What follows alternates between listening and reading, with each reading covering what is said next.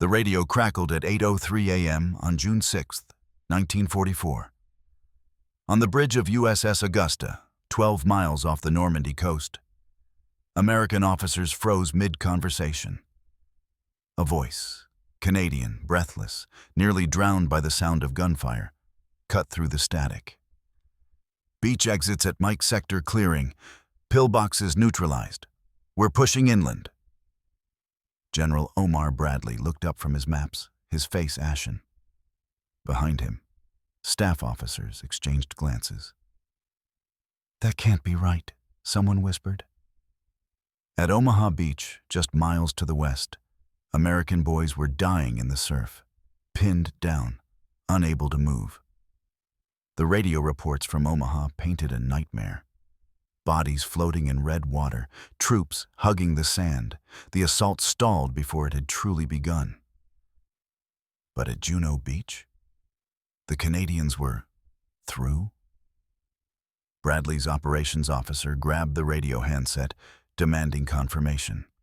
The reply came back immediately, steady despite the chatter of machine gun fire crackling behind it. Confirmed. Second wave ashore. Resistance collapsing. Repeat. Exits clearing. We are advancing. The room went silent. This was impossible. Before we dive into this story, subscribe and leave a comment telling me where you're watching from.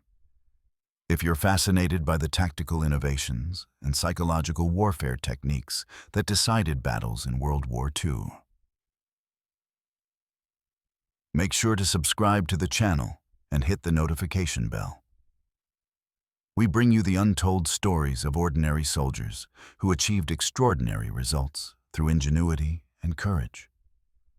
Don't miss our upcoming videos on the hidden tactics that changed history.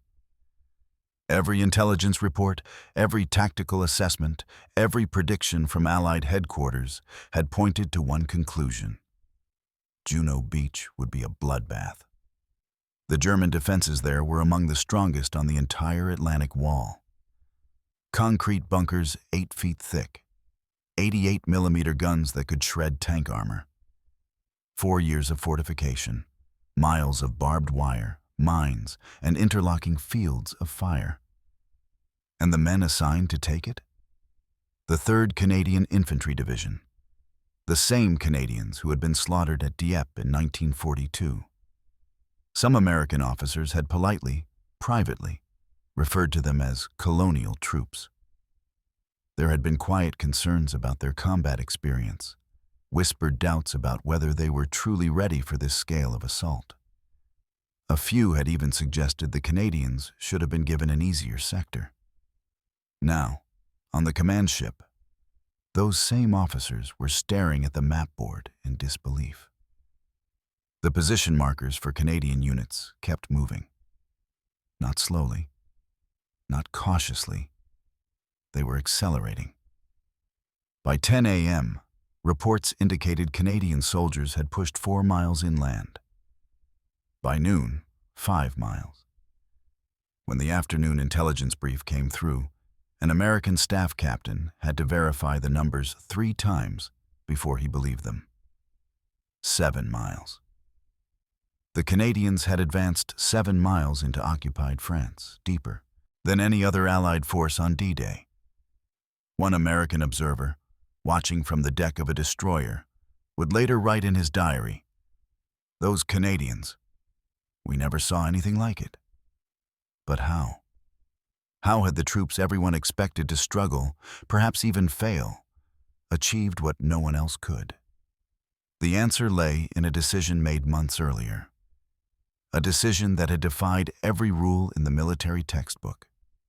A gamble so radical that Allied command had nearly shut it down before it began. Transition to backstory. To understand what American generals witnessed that day, you have to go back 2 years, to August 19th, 1942, and a coastal French town called Dieppe. Analytical intro. Setting up the investigation.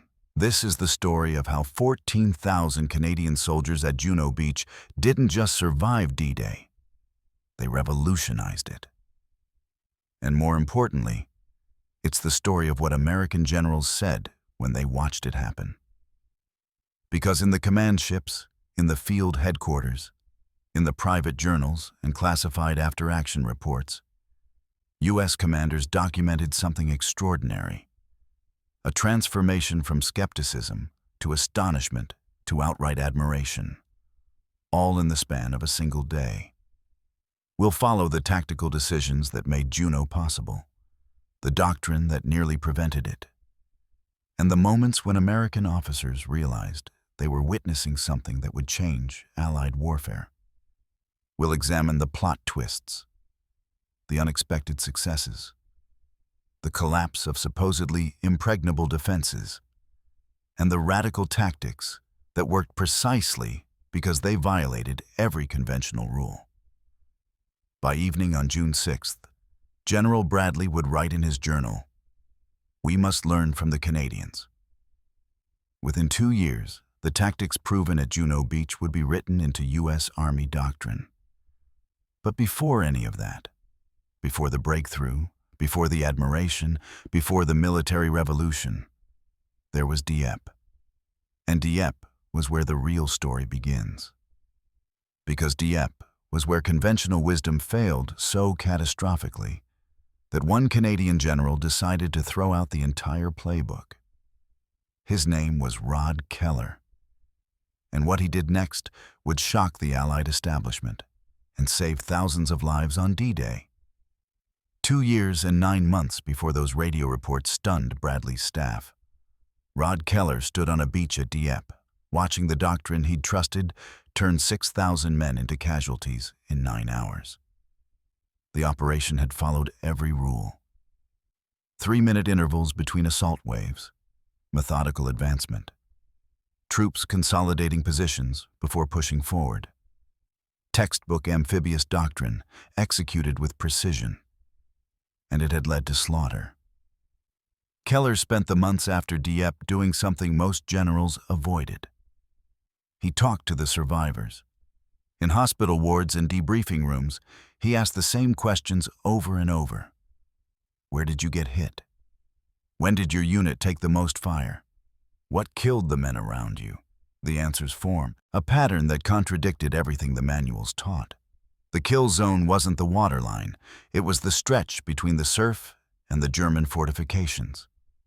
That exposed corridor where soldiers were perfectly visible, perfectly vulnerable, with nowhere to hide. And the longer troops stayed in that zone, the more devastating the casualties became. The 3-minute spacing between waves? It meant each group spent more time exposed, waiting for support that arrived too slowly. The careful consolidation? It created stationary targets. Keller's conclusion was radical. Speed was survival. He proposed 30-second intervals between waves, continuous forward momentum instead of pausing to regroup. Troops would run through the kill zone rather than trying to fight from within it. Aggression over caution, momentum over method. When he presented the plan to Allied headquarters, the response was immediate and hostile. American advisors said it violated fundamental amphibious assault principles. British observers warned it would cause catastrophic bunching, troops piling into each other, formations disintegrating into chaos. It'll be Dieppe all over again, one senior planner said flatly. Only worse. Keller found himself isolated. Other Canadian generals stayed quiet, unwilling to endorse what looked like tactical suicide. But he had one crucial ally. Admiral Percy Nels, commander of the Royal Canadian Navy, had also studied Dieppe. He'd seen the same pattern in the casualty reports. And he used his authority to give Keller what he needed: permission to train his troops in this new, aggressive method, and 6 months to prepare them for Juno Beach. At 7:45 a.m. on June 6, 1944, the first Canadian landing craft hit Juno Beach. Mortar fire screamed down from the concrete bunkers. Explosions threw columns of water 50 feet into the air. Tracer rounds cut red lines through the smoke and fog. The ramps dropped, and 14,000 men faced Hitler's Atlantic Wall. What happened next defied every prediction. The Canadians didn't hit the sand and go flat. They didn't crouch behind beach obstacles or wait for covering fire. They ran. First wave, second wave, third wave, 30 seconds apart, exactly as Keller had drilled them. The Queen's Own rifles sprinted across the beach, boots pounding wet sand while mortars exploded around them. Behind them, the next wave was already splashing ashore. Then, the next. No pausing, no consolidating. Just forward momentum, wave after wave, a human tide that refused to stop. 12 miles offshore, American officers hunched over radios in USS Augusta's operations room. They'd been monitoring Juno with grim anticipation since dawn. The intelligence assessments were clear. Heavy casualties expected, possible catastrophic failure. Some had quietly compared it to Dieppe. At 7:52 a.m., the first report crackled through. Mike Red Sector, obstacles breached. A staff captain frowned. 7 minutes? That was faster than projected. At 8:03 a.m., pillbox complex at Courcelles burning, exits clearing. General Bradley's operations officer grabbed the handset. Say again, exits clearing? Affirmative. First wave through. Second wave advancing past beach defenses. In the operations room, men exchanged glances. This wasn't the timeline they'd been briefed on. This was impossible. At 8:15 a.m., the reports kept coming. Not sporadically, not in fragments, steadily, methodically, each one pushing the Canadian markers deeper inland on the map board. They're not stopping, an intelligence officer said quietly. The speed was having an effect no one had anticipated. Each 30-second wave crashed into the previous one, creating constant forward pressure. Canadians who might have hesitated found themselves pushed forward by the men behind them. The momentum became self-sustaining, a tactical avalanche that German gunners couldn't adjust to fast enough. Beach obstacles that should have taken hours to clear were being bypassed or demolished in minutes. Machine gun nests that should have pinned down entire companies were being flanked and overrun before German crews could redirect their fire. By 8:30 a.m., less than an hour after the first landing, Canadian troops were reporting positions a mile inland. On USS Augusta, an American colonel stared at the map board. This can't be right, he said to no one in particular. They're moving too fast. But the reports kept confirming it. The Canadians weren't just surviving Juno Beach. They were breaking through. By 10:00 a.m., the Queen's Own rifles and Winnipeg rifles had pushed 3 miles inland.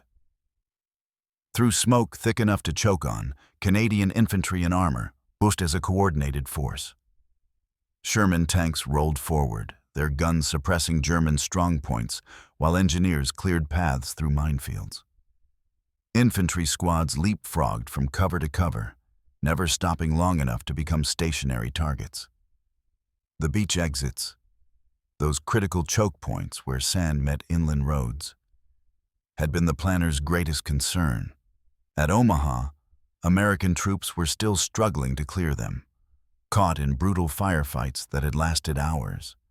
Men were dying in the dunes, pinned down by artillery fire, unable to advance. At Juno, the exits had fallen in 40 minutes. In USS Augusta's operations room, staff officers were comparing the beaches in real time. The contrast was staggering and deeply unsettling. Omaha's third wave is still on the beach, one captain reported quietly. Juno's third wave is...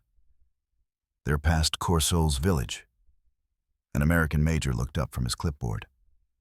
Past the village? How are they already past the seawall? The answer was becoming clear with each new field report. The Canadians weren't just moving fast. They were moving smart. Tanks provided mobile cover while infantry assaulted bunkers from flanking positions. Engineers used specialized armor, the funnies that some had dismissed as gimmicks, to bridge tank traps and detonate obstacles.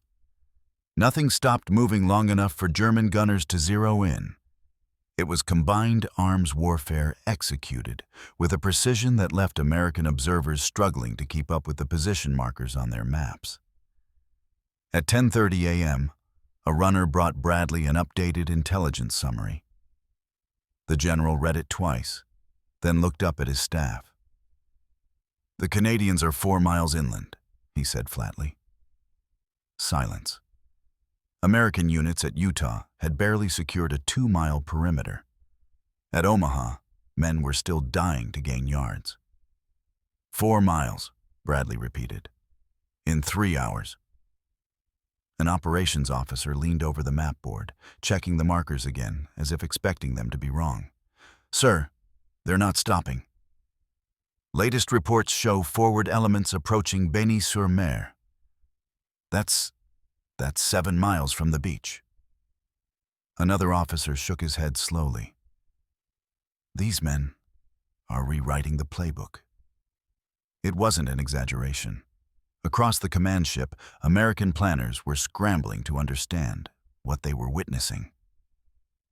The conventional wisdom about beach assaults, the careful, methodical doctrine that governed Allied strategy, was being proven wrong in real time. By noon, the truth was impossible to deny. The Canadians hadn't just survived Juno Beach. They had conquered it. And now, while other Allied forces struggled to establish footholds, the 3rd Canadian Division was driving deeper into occupied France than anyone had thought possible on D-Day. The skeptics had been wrong. The doubters had been wrong. And the Americans were watching, stunned, as their northern neighbors demonstrated a new kind of warfare. By 2:00 p.m., the German defensive line opposite Juno Beach was disintegrating. For 4 years, Wehrmacht engineers had poured concrete and steel into the Atlantic Wall. They had built bunkers with 8-foot-thick walls. They had positioned 88-millimeter guns with overlapping fields of fire.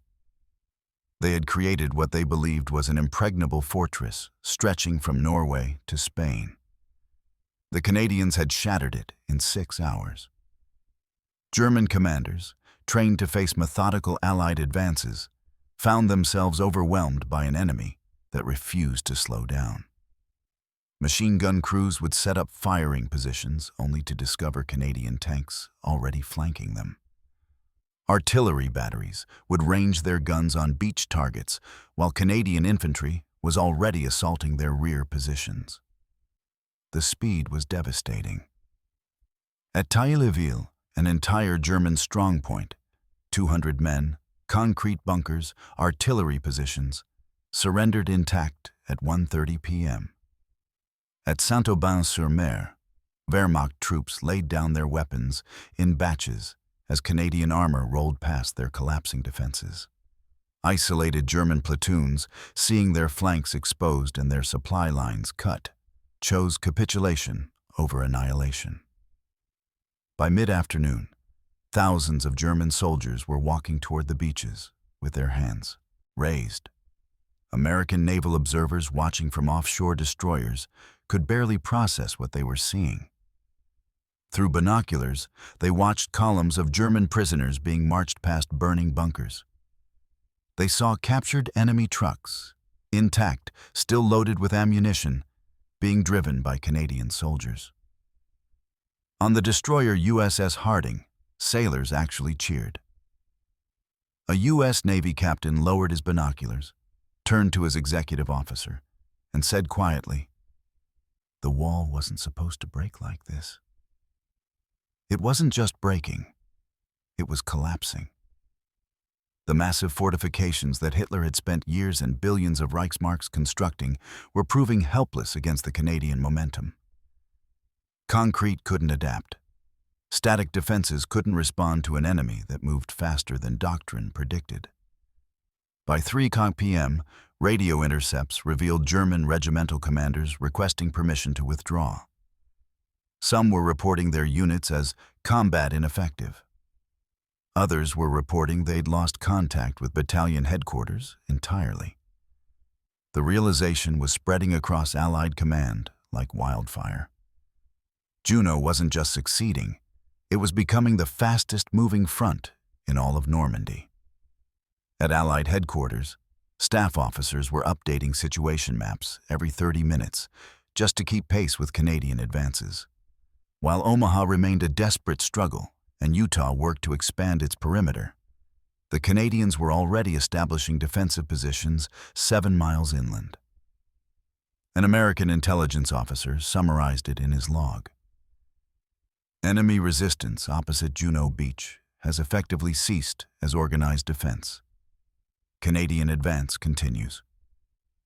4 years of German preparation, thousands of tons of concrete, the most heavily fortified coastline in history. And in a single afternoon, the Canadians had proven it could all be broken. If you moved fast enough and hit hard enough to give the enemy no time to recover.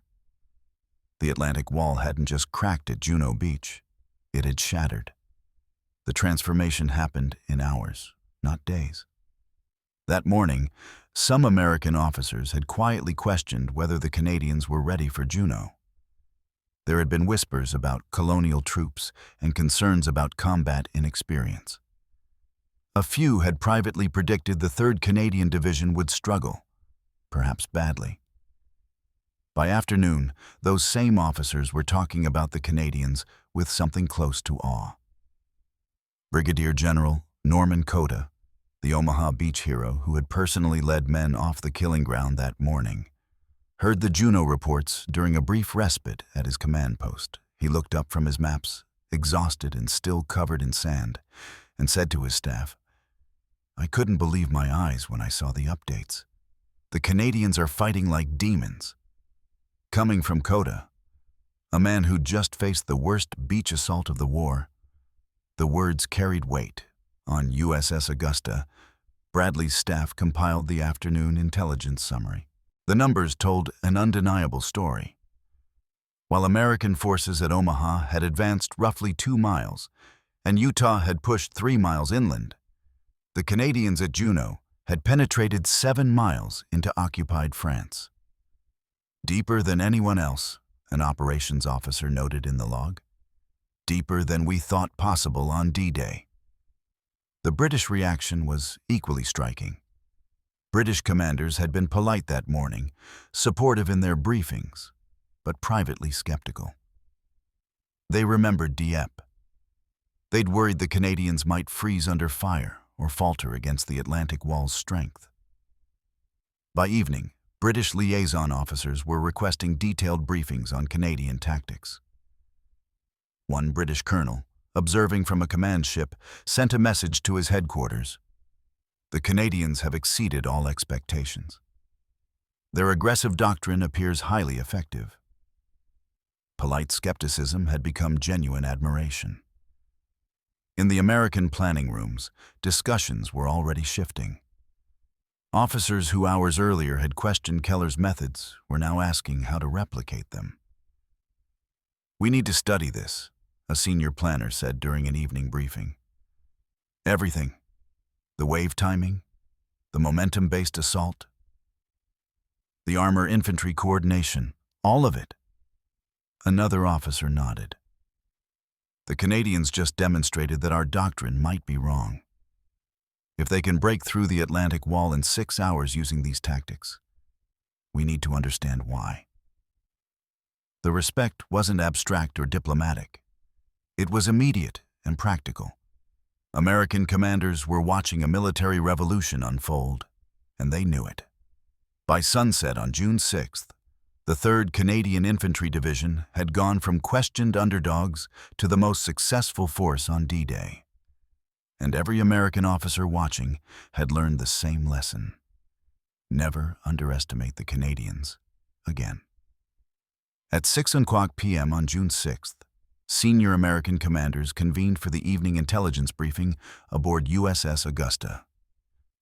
The operations room was thick with cigarette smoke and tension. Maps covered every surface, marked with colored pins showing Allied positions across 5 beaches.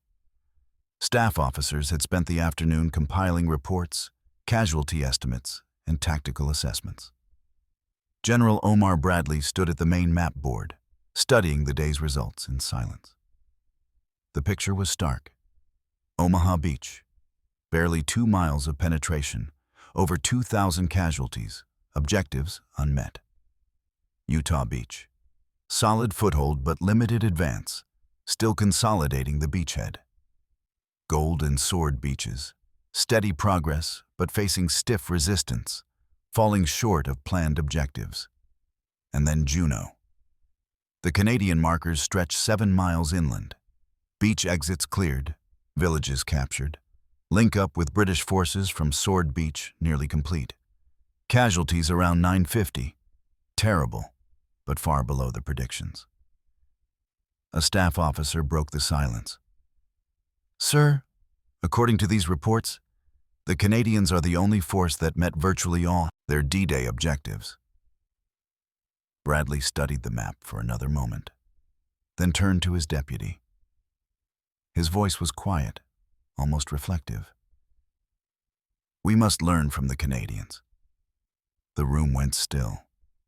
Coming from Bradley, 1st Army Commander, architect of the American sector, it wasn't a casual observation, it was a directive.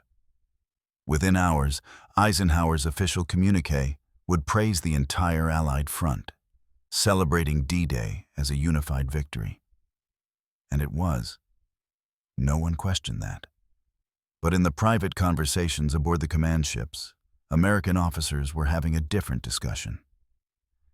"Juno succeeded where we stalled," one colonel said bluntly during a late-night planning session. "We need to understand why." The analysis began immediately. Staff officers requisitioned copies of Canadian assault plans. Liaison officers were dispatched to 3rd Division headquarters to observe their command structure. Intelligence teams compiled timeline analyses comparing Juno's rapid breakthrough to the struggles at other beaches. By midnight, the orders were official. Conduct comprehensive study of Canadian momentum-based doctrine for application in future amphibious operations. It wasn't just admiration anymore. It was institutional recognition that the Canadians had discovered something fundamental, a new way of thinking about beach assaults that contradicted accepted wisdom, but delivered undeniable results. An American planner, writing in his journal that night, captured the moment. "Today we watched the Canadians rewrite the book on amphibious warfare.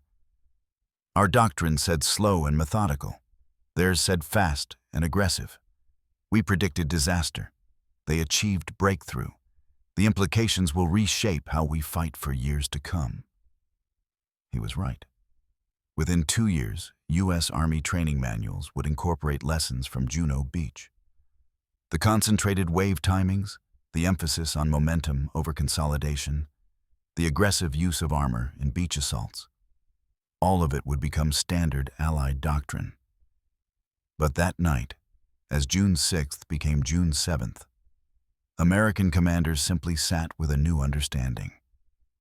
They had witnessed something extraordinary, and the military would never be quite the same. June 7th, 1944. Less than 24 hours after the initial landings, Canadian and British forces linked their beachheads between Juno and Sword.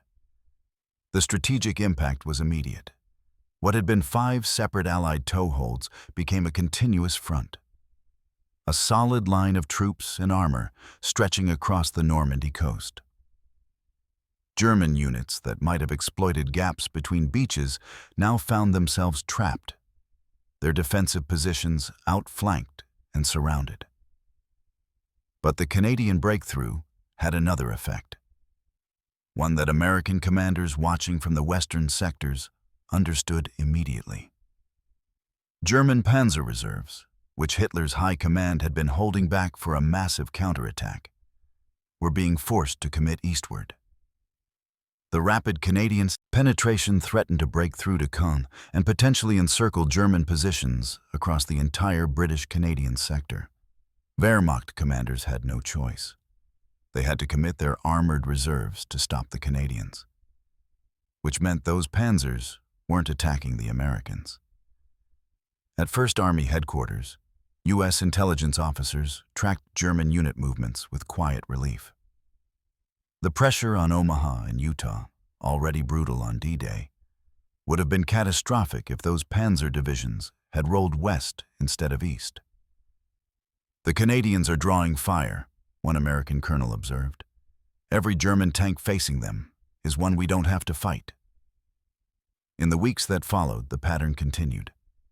Canadian forces pushed toward Caen, fighting through some of the most intense combat of the Normandy campaign.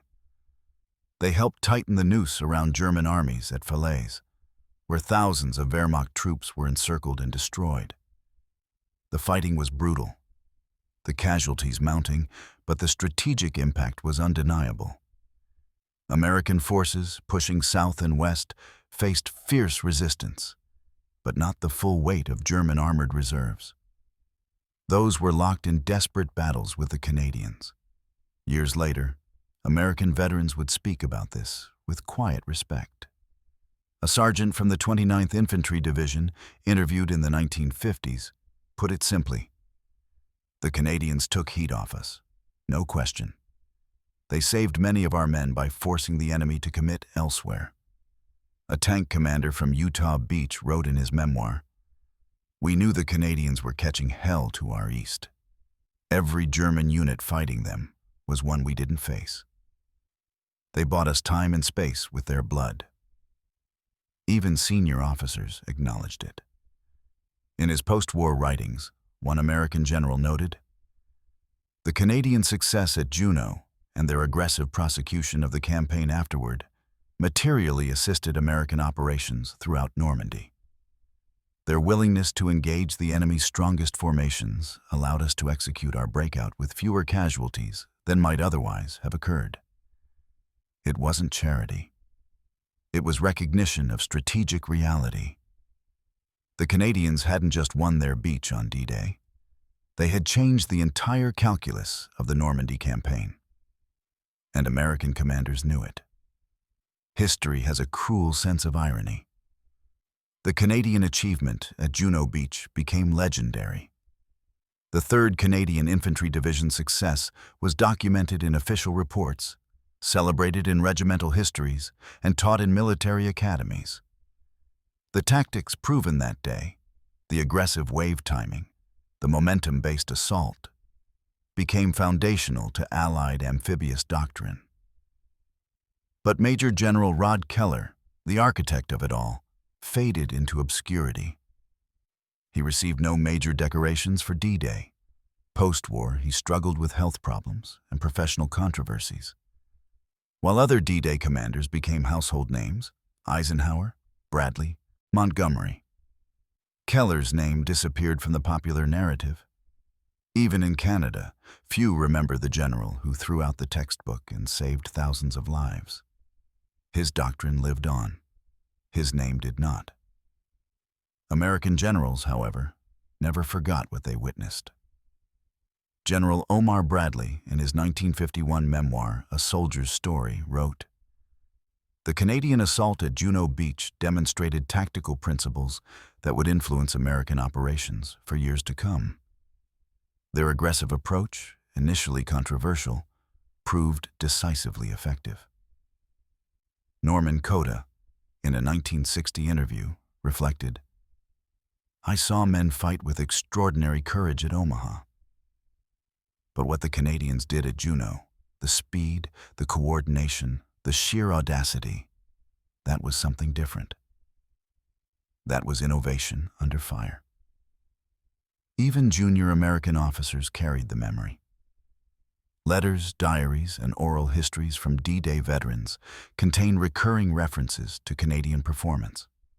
Respect, admiration, and often a note of gratitude for allies who had shouldered more than their share of the burden. The historical record is unambiguous. Juno Beach represented the deepest penetration of any Allied force on D-Day. 7 miles inland by sunset, farther than Omaha, farther than Utah, farther than gold or sword. And the casualty rate, while still terrible, was less than half what planners had predicted. Within 2 years, U.S. Army field manuals incorporated lessons from Juno. The concentrated wave assaults, the emphasis on momentum, the integration of specialized armor. Canadian tactics became American doctrine, a quiet revolution in military thinking that traced directly back to that June morning. Imagine the view from USS Augusta as the sun set on June 6, 1944. In the operations room, exhausted officers stood around the map board one final time that day. Colored pins marked positions across Normandy's coastline. And there, stretching deeper into occupied France than any other markers, were the Canadian positions. An American staff officer, staring at that map, understood what he was seeing. Not just a military victory, not just tactical success, a transformation. What American generals witnessed at Juno Beach wasn't simply Canadian bravery, though there was bravery in abundance.